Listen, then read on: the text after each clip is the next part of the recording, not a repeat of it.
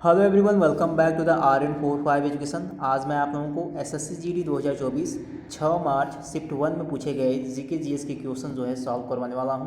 तो अगर आप लोग चैनल पर नए हैं तो चैनल को ज़रूर से सब्सक्राइब कर लीजिए, क्योंकि यहाँ पे आप लोग SSC की किसी भी एग्जाम की तैयारी कर सकते हैं। पहला क्वेश्चन देखिए, तेभागा आंदोलन एक स्वदेशी किसान आंदोलन 1946 और 1947 के बीच कहाँ हुआ था। ठीक है, तेभागा आंदोलन ये एक स्वदेशी किसान आंदोलन था, 1946 और 1947 के बीच बंगाल में हुआ था। क्वेश्चन नंबर 2, एक मैदानी पोलो टीम में कितने खिलाड़ी होते हैं। एक मैदानी पोलो टीम में 4 खिलाड़ी होते हैं, ये आप लोग याद रखिएगा।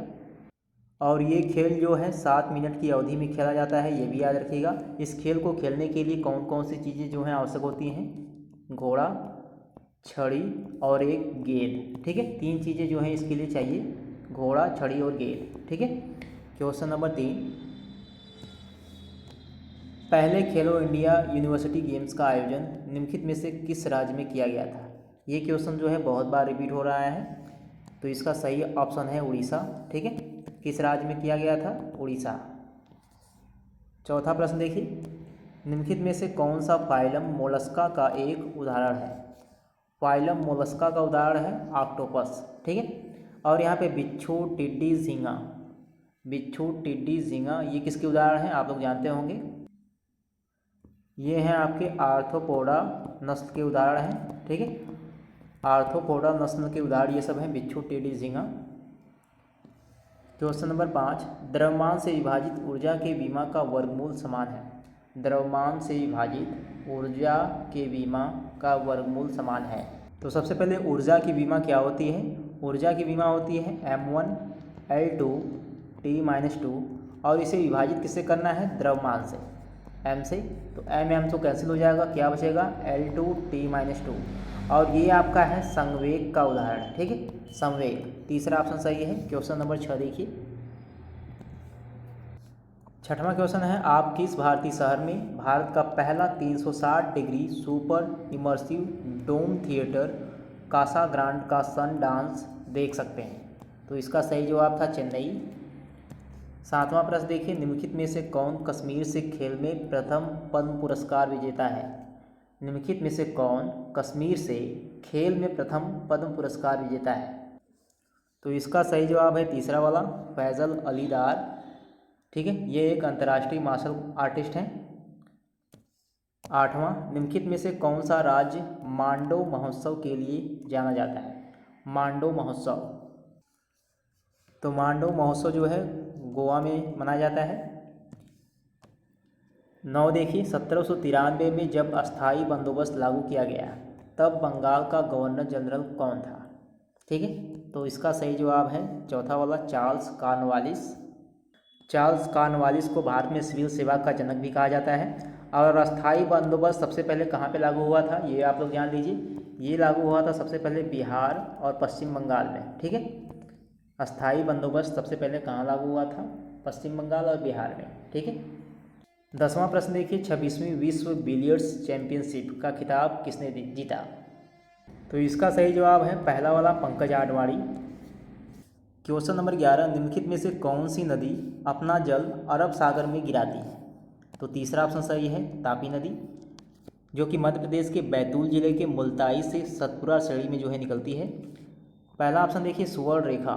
सुवर्ण रेखा ये नदी जो है भारत के पूर्वी भाग में बहने वाली नदी है, जैसे झारखंड, पश्चिम बंगाल, उड़ीसा। गोदावरी नदी भारत की जो है दूसरी सबसे बड़ी नदी, जिसे जो है दक्षिण गंगा के नाम से जाना जाता है। भारत की सबसे बड़ी नदी गंगा है और दूसरी सबसे बड़ी नदी गोदावरी। यहाँ पे महानदी चौथा ऑप्शन दिया गया है। महानदी जो है उड़ीसा की बहुत प्रमुख नदी है। तो तीसरा ऑप्शन सही है, तापी नदी जो है अरब सागर में जो है अपना जल गिराती है। क्वेश्चन नंबर 12, प्रधानमंत्री युवा उद्यमिता विकास अभियान योजना PM युवा मंत्रालय की पहल है। तो इसका सही जवाब है तीसरा वाला, कौशल विकास और उद्यमिता। ठीक है, और ये जो है 2016 में ये पहल जो है स्टार्ट की गई। 13 देखिए, 2011 की जनगणना के अनुसार निम्नलिखित में से तीसरा सबसे अधिक आबादी वाला शहरी समूह कौन सा है। 2011 की जनगणना के अनुसार कोलकाता है, जो कि तीसरा सबसे अधिक आबादी वाला शहर है। अगर पहले नंबर पर बात करें तो मुंबई है, दूसरे नंबर पर दिल्ली है और चौथे नंबर पर जो है आपका चेन्नई है। ठीक है, तो तीसरे नंबर पर पूछा गया है कोलकाता। 14 देखिए, निम्नलिखित में से कौन सा भूटान का सबसे ऊंचा पर्वत है? चौथा ऑप्शन सही है गंगखर पुनसुम। ठीक है, जो कि लगभग 7,570 मीटर जो है आपका ऊंचा है।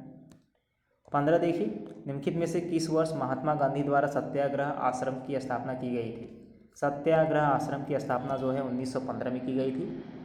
सत्याग्रह आश्रम आपका कहाँ पे है? अहमदाबाद। ठीक है, 9 जनवरी 1915 इसी दिन महात्मा गांधी दक्षिण अफ्रीका से भारत आए थे और 9 जनवरी को ही इसीलिए प्रवासी भारतीय दिवस मनाया जाता है, ये याद रखिएगा। 16 देखिए, निम्नलिखित में से किस विद्वान को सुल्तान बिन मोहम्मद तुगलक ने 1342 में मंगोल शासक के पास दूत के रूप में चीन जाने का आदेश दिया था? तो दूसरा ऑप्शन सही है इब्न बतूता।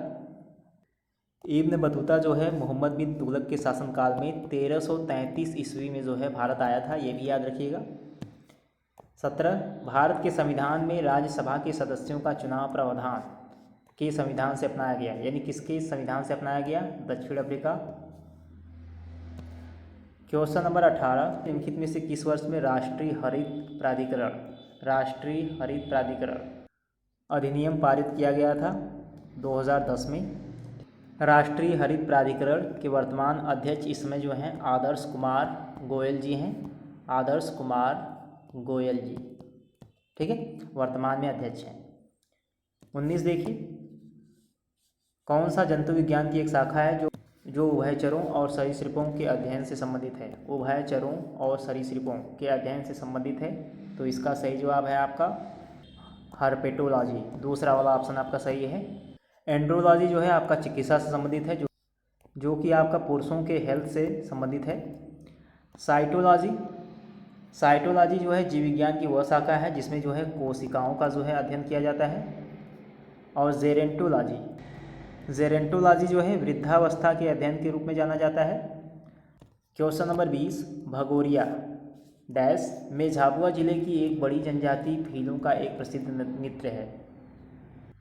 तो भगोरिया जो है कहाँ का नृत्य है? मध्य प्रदेश का जो है।